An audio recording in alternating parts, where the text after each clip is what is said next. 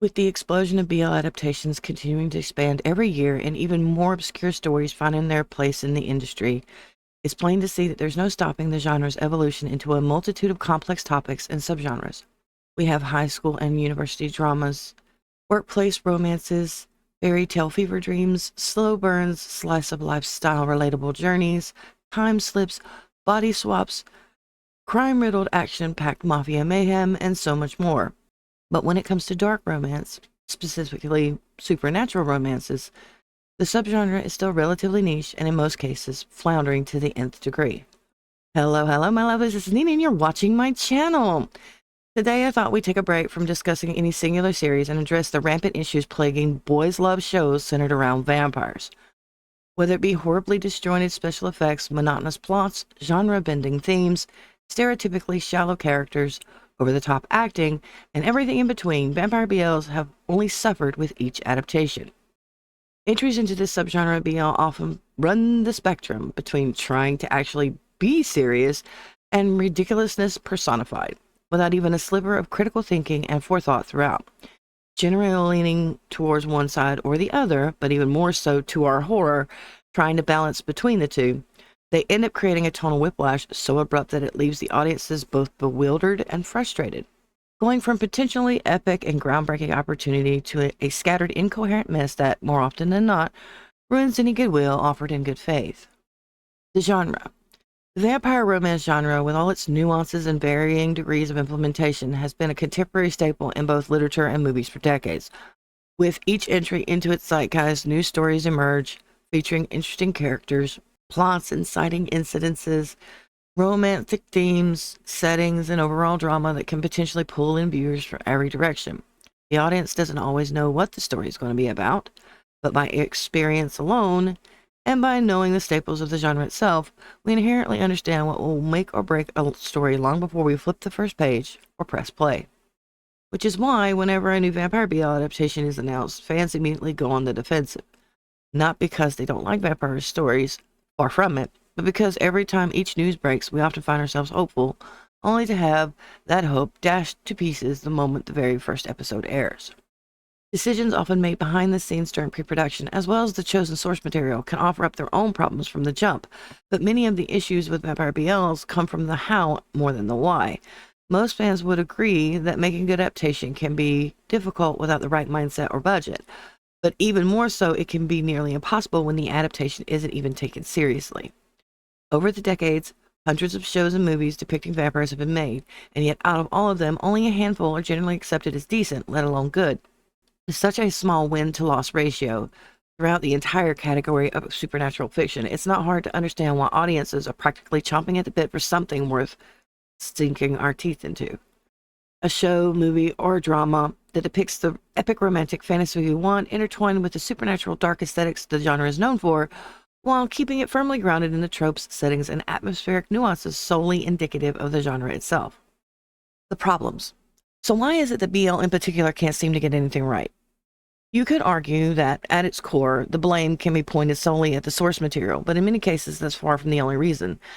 Vampires are particularly fan favorites and often fall under harsh scrutiny simply because of that adoration, meaning that audiences are quick to point out any flaw a production may have, condemning a show for its lack of authenticity and its inability to personify the genre with any real integrity. For its terrible writing or its uncanny valley-breaking CGI, the bad effects, the bad fight choreography, the ruination of beloved tropes, and the lack or overuse of camp. For many, this attitude is completely justified and comes from a feeling of being let down time and time again. When a show falls flat, taking a genre known for its complex storylines and moral ambiguity and turning it into a farce, the fans find themselves unable to give it a fair shake, let alone any grace. Leaving most shows dead on arrival, already metaphorically staked through the heart before you can even blink. Main conflict. When we talk about vampire stories, 9 times out of 10, we as the audience can pretty much predict what the main conflict will be the focus of the narrative. Especially if it's a dark romance. The plot scenario usually goes, vampire and human meet, the human falls in love with vampire, the human ends up in danger because of vampire, the vampire saves the human, and ultimately the question of how they will remain together in the end needs to be answered. Typically, we get the expected outcome. The vampire turns their human, They walk off into the eternal night together and live happily ever after for all eternity. Other outcomes end with the human either dying by the villain's hand, sacrificing themselves to save their beloved, or refusing the dark gift and spending what is left of their mortal life with the vampire they love anyway. In some cases, the vampire ends up dying either by the hand of fate or by choice, leaving the human to grieve their loss for the rest of their lives. And rarely, just rarely, there's an ending where they, the human and the vampire, are simply separated by choice or by force and never see each other again. All of which sounds fair, right? Full of nuance, drama, intrigue, and fairly straightforward. So why is it that BL can't seem to follow the program? The truth is that most actually do, but the story surrounding those plot beats rarely lives up to the expectation of fans, or worse, it's delivered so poorly that the fans feel no connection whatsoever to the characters or their fates. Why? Because it's hard to get invested in a Vampire X romance when the lack of interpersonal connection is as terrifyingly bad as a Lovecraftian horror run amok. That might sound hyperbolic, but the sad thing is, it's not. At least not really. Over the last decade, BL has been slowly but surely adding more and more vampire BL shows to their lineups, only to see them flop in the worst ways. While some additions to the genre have been fairly one-note, others have managed to manifest nothing but pure hatred and disdain from the fans that they are trying to win over. Others still have been so bad or had such a terrible ending that the lovers of the vampire genre give up in pure frustration and eventually resolve themselves to never watch another vampire BL again. But don't just take my word for it. How about we take a look at some of the vampire BLs offered up for fans to peruse over the last few years? Spoilers incoming. Kissable Lips. One of two notable Korean BLs on offer. Kissable Lips follows Minhyun, a student who meets and falls for Junho, a vampire at the end of his internal life. While many fans seemed to enjoy this show, many found it very disappointed in a myriad of ways. While the production value, sets, romantic tension, build-up, and overall general aesthetic were pretty standard for a typical K-drama, the biggest issue for fans was the lack of a happily ever after. Spoiler, Junho ends up dying in the arms of his human by the end, leaving Minhyun to mourn him for the rest of his life. For many, this ending tanked the whole show for them, and I, to be perfectly frank, agree with them. Now, I'm typically one who can enjoy a tragic ending, but the story needs to justify it. When you have a death ending wherein the death seems unnecessary, e.g., History 3 Make Our Days Count, and it could have easily been rewritten to commiserate with fans' desires for a happy ending, the audience ends up writing off the show as an example of how not to do a BL right. 1,000 Years Old. One of my worst BLs of the year for 2024, 1,000 Years Old is an exercise in both patience and willpower. Part romance, part comedy, part slice of life, this show tells the story of Pun, our titular vampire, who lives a lonely life until he meets Yo, a carefree student. Sounds pretty simple, right? A mix of vampiric existence colliding with college life. This should be fairly straightforward. Yeah, no, not by a long shot. The entirety of this story is centered around the protagonist's obsession with a blood tofu stand, and nothing but ridiculous comedy ensues. When I mentioned earlier that some vampire BLs are ridiculousness personified, 1,000 Years Old was one of the targets of my ire, and the ire of the fan base. While the chemistry between the two leads is palpable in their goofy, innocent way, the story itself is just overly wrought and, in one word, boring. This show was an absolute slog to get through. From week to week, we sat there waiting for this show to improve, even just by a little bit, only to see it get worse and worse as each episode dropped. Oh my god, vampire. Okay, can we not? Like, no. What a complete waste of time. Another vampire BL that tries to be funny and fails. Oh my god, Vampire was a disaster from the very start. It literally is a comedy, but the humor is so bad in this that I found myself cringing every episode and fighting to stay engaged. Now, I've gone on record that I actually do like Long Frank together as a branded pair, but this was the show that killed any goodwill I had for them as an acting pair. I wanted them to do well, but time and time again they have shown that their inability to choose projects that will succeed is severely deficient. Don't get me wrong, the premise of Oh My God, Vampire was interesting. A bunch of kid vampires living in an alternate dimension find out that there's a way to go to the human world. They do so, and now they must navigate not only the real world, but also figure out how to sustain themselves so they can stay for good, all while falling in love. Sounds fun, right? You know, I've never been one to enjoy absurdist comedy, but I've always tried to give it a fair shake. But with this show, it honestly felt like I was torturing myself for no reason, especially when I forced myself to watch it all the way through to the end. Next up, My Golden Blood, starring Josh and Gowan. When I say I had high hopes for this drama, I want you lovelies to understand how much. While the branded pair for this show is not in my top 5 of my favorite on-screen couples, their acting in similar shows and other dramas justified my interest in watching this show, and we honestly believed that their chemistry would be fire. However, My Golden Blood was a complete disaster from the very start. The narrative itself had a very interesting premise, steeped in a bit of real-life intrigue and a factor of life that I find fascinating. While many BL fans may have seen the reference to Golden Blood in previous shows and thought it to be some cliche addition to the ever-expansive BL world building, it's actually a rare genetic trait. Golden blood is the colloquial term for the condition where someone is born with Rh null blood type, an anomaly that occurs in about 1 out of every 6 million people worldwide, making it extremely rare, and in the really real world, a medical condition that can bring a whole host of medical difficulties to the fore. So to see this type of blood type incorporated into a vampire story where blood will always be a central factor, we as the audience hope such a nuance would make the plot and story all the more compelling. And it did, sort of. The writing for My Golden Blood unfortunately did not live up to the hype. While Tong having golden blood was a major plot point, the writing for My Golden Blood unfortunately did not live up to the hype. While Tong having golden blood was a major plot point, the narrative, acting, plot twist, and emotional impact of the story just fell flat.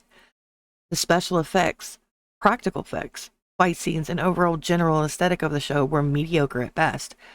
Characters lacked nuance and fell into cliché tropes without any semblance of uniqueness, and the acting was abysmal for most of its run. There were some flashes of actual emotion here and there. I'm looking at you, Gowan. But even I, the person who tries their best to see the good in every acting performance, really felt that the main leads needed more workshop time. Their believability just didn't hit for me. Revamp. The Undead Story. My absolute number one most anticipated BL of the year, Revamp, was a show that, as a Bone and Prem fan, I really wanted to do well. Both Bone and Prem, so the idea that they would try their hand at a vampire-themed BL piqued my interest in the best way. The original trailer was fun, sprinkled with only a tiny bit of camp and intriguing. We, as the audience, were left wanting, waiting for the day that it would finally hit our screens, we could press play and get a good hit of that sanguine satisfaction we've all been waiting for. The anticipation was high, and so was the hype. So why did the show land like a stake through the heart?